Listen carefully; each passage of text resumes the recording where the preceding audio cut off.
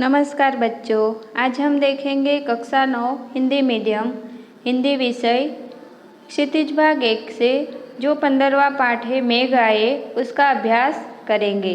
तो सबसे पहले हम मेघ आए काव्य के जो कवि है सर्वेश्वर दयाल सक्सेना उसका परिचय देखते हैं।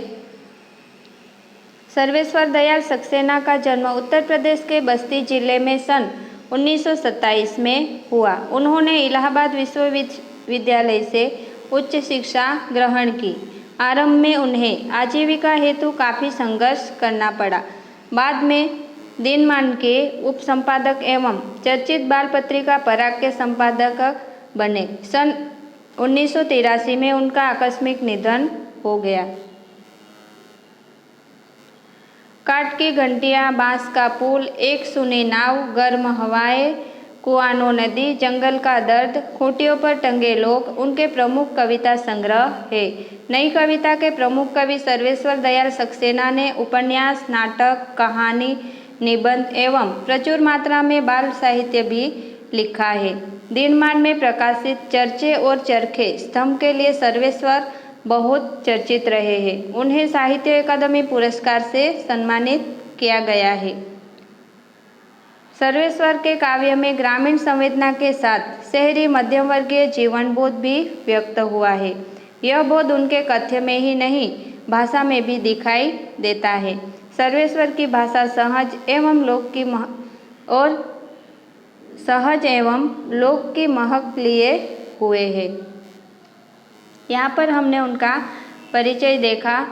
उनके मेघ आए काव्य में उन्होंने क्या बताया है उसका पाठ प्रवेश देख लेते हैं कि संकलित कविता में कवि ने मेघों के आने की तुलना सजकर आए प्रवासी अतिथि यानी कि एक दामाद से की है। ग्रामीण संस्कृति में दामाद के आने पर उल्लास का जो वातावरण बनता है, मेघों के आने का सजीव वर्णन करते हुए कवि ने उसी उल्लास को यहाँ पर दिखाया है।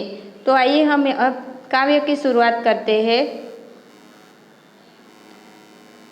काव्य का नाम है मेघ आए। मेघ आए बड़े बन ठन के संवर के, आगे आगे नाचती गाती बयार चली, दरवाजे खिड़कियाँ खुलने लगी गली गली, पाहुन जो आए हो गाँव में शहर के, मेघ आए बड़े बन ठन के संवर के।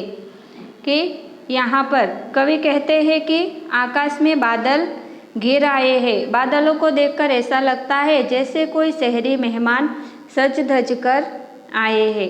बादलों के आने से पहले उनकी अगवानी करती हुई पूर्वाई हवा चल पड़ी है। पूर्वाई हवा यानी कि बारिश के होने से पहले जो हवाएं चलती है वह हवाइयाँ। हवा मस्ती से नाचती गाती आ रही है। हवा किस तरह से आती है कि वो मस्ती में नाचती गाती हुई आ रही है और उसके नाच गाने के आकर्षण से गलियों के खिड़की दरवाजे सब क्या होने लगे हैं कि हवा के आने से खिड़की दरवाजे खुलने लगे हैं। लोग मेघ रूपी शहरी मेहमान को क्या करना चाहते हैं कि वह देखना चाहते हैं।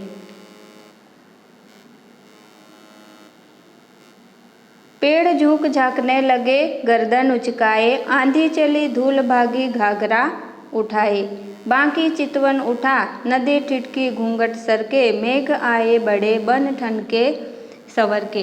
कि ये जो मेहमान है वो किस तरह से आए हैं। कवि कहते हैं कि मेहमान के रूप में आए बादल को जिस प्रकार लोग झुककर प्रणाम करते हैं और फिर गर्दन उचकाए देखते हैं, उसी तरह क्या है कि बादल के आने पर पेड़ हवा के कारण क्या करने लगे हैं, झुकते हैं और फिर डोलने लगते हैं और धीरे धीरे हवा आंधी का रूप ले लेती है और धूल उड़ने लगती है। कि इस तरह से वर्षा का आगमन होने लगा है। तो यहाँ पर उसके साथ उसकी तुलना कवि ने की है कि क्या हो रहा है कि धूल भी उड़ने लगती है, जिसे देखकर ऐसा लगता है कि जैसे कोई लड़की किसी अपरिचित को देखकर घाघरा उठाए भागी जा रही हो, ऐसा लग रहा है। बादलों का आना नदी के लिए भी खुशी की बात है कि बादल आए हैं तो इसकी खुशी नदियों को भी है और वह भी ठिठक कर बादलों को यूँ देखने लगती है जैसे कोई कैसे तिरछी नज़र से मेहमान को देखती है। ऐसा वह लज्जा के कारण क्या कर रही है कि अपना घूंघट उठाकर वह कर रही है।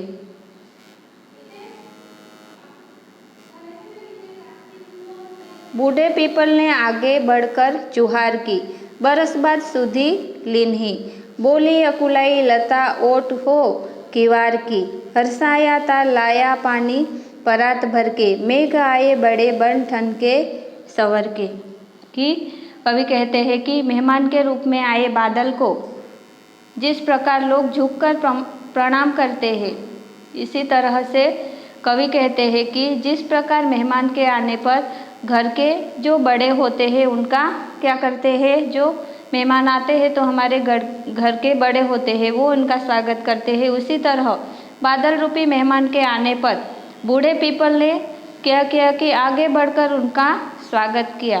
साल भर के इंतजार के बाद बादल रूपी पति को देखकर लता रूपी पत्नी क्या होती है कि वह अकुलाई यानी कि व्याकुल हो उठती है। दरवाजे के पीछे छिपकर बोली कि तुम्हें पूरे 1 वर्ष बाद मेरी याद आई। और इस तरह से वह कहती है, तालाब मेघ के आने की खुशी में क्या हुआ है, उमड़ आया है और परात में पानी भर लाया है, यानी कि बड़े से पात्र में पानी भर के लाया है जिससे मेहमान के पैर को धो सके। इस तरह मेघ बन ठन कर सज धज कर आए हैं। क्षितिज अटारी गहराई दामिनी दमकी, क्षमा करो गांठ खुल गई अब भरम की, बांध टूटा झरझर मिलन के अश्रु ढर के, मेघ आए बड़े बन ठन के सवर के। कि बादलों को गिरते देखकर कवि कहते हैं कि क्षितिज रूपी जो अटारी है वो बादलों से ढक चुकी है और बिजली भी चमकने लगी है। अब तक जो आशंका थी कि बादल नहीं बरसेंगे, अब तो वह भ्रम भी टूट चुका है और अटारी पर जो खड़ी नायिका है उनका मन भी, उनके मन का जो भ्रम था वो भी क्या हुआ है, टूट गया है। मेहमान अटारी पर आ गया है, मानो उसके अंदर क्या हुआ, बिजली दौड़ गई हो। वह मन ही मन क्षमा मांगने लगती है। उसके मन के भावों को समझते ही मेहमान की आंखों से खुशी के आंसू बरसने लगते हैं। खुशी के आंसू बरसना यानी कि क्या होता है कि वर्षा ऋतु शुरू हो गई है, वर्षा होने लगी है। इस तरह से बादल सज धज कर गाँव में आए हैं। तो यहाँ पर ये जो काव्य है वो पूरा होता है। इसका अभ्यास तुम्हें करना है और इसके प्रश्न जो दिए गए हैं नीचे वो भी आप लोगों को लिखने हैं और इसके शब्द के अर्थ है वो भी तुम्हें लिखने हैं और अच्छे से इसका भी अभ्यास करना है।